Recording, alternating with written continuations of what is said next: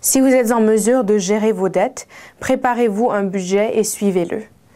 Si vous êtes à jour sur vos factures, au moins continuez de faire les paiements minimums car cela vous aidera d'éliminer votre dette dans un temps raisonnable. Commencez par essayer d'éliminer la dette sur votre carte ayant le plus haut taux d'intérêt et une fois que vous aurez terminé avec cette carte, passez à la prochaine avec le second plus haut taux d'intérêt et suivez cette méthode jusqu'à ce que vos factures soient complètement payées. Lorsque vous êtes en créance, assurez-vous de ne plus utiliser votre carte de crédit. Si vous avez raté plusieurs mois de paiement, vos créanciers seront sûrement prêts à accepter un pourcentage du paiement intégral de votre dette. Vous n'avez pas besoin d'utiliser les services d'une tierce personne afin de négocier avec vos créanciers, car vous pouvez le faire vous-même. Veillez à obtenir des accords par écrit. Sachez que si vos créanciers acceptent moins que le paiement complet pour acquitter votre créance, il se peut qu'il y ait des conséquences négatives. Votre cote de crédit en sera affectée et peut-être vous aurez à payer des impôts à l'IRS. Pour éviter ces obstacles, prenez les précautions suivantes. Assurez-vous que votre accord précise que les arrangements faits ont été respectés dans leur totalité.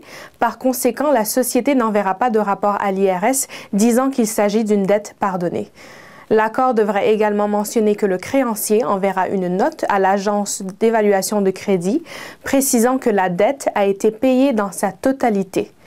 Assurez-vous que l'accord ne contient pas une confession de jugement. Si c'est le cas, le créancier sera capable d'entamer une poursuite judiciaire si vous ratez un paiement. Aussi, pour votre protection, n'utilisez pas votre compte principal pour payer vos factures.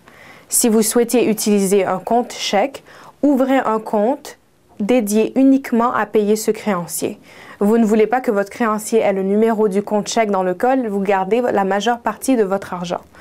Veillez à écrire le solde dû de chaque paiement et lorsque vous faites votre dernier paiement, écrivez « Payé dans sa totalité » sur le chèque. Si vous êtes contacté par une agence de recouvrement, insistez à traiter avec le créancier directement.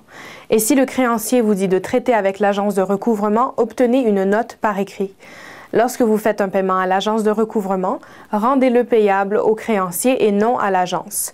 Encore une fois, n'utilisez pas le compte où se trouve la plus grande partie de votre argent. Si votre dette a été vendue à une autre entreprise, n'oubliez pas de confirmer cet échange par écrit par le créancier initial. Si vous décidez que votre dette est insurmontable, il y a une façon sûre, rapide et facile de s'en sortir, la procédure de la faillite.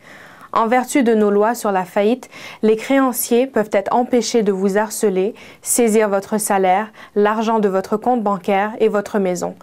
La procédure de faillite peut vous offrir un nouveau départ financier. Et si vous êtes profondément dans la dette, consultez un avocat expérimenté afin d'en apprendre davantage sur la procédure de la faillite avant d'entamer les procédures. Pour plus d'informations à ce sujet, appelez-nous sans frais au 855-625-0800 pour céduler votre consultation gratuite.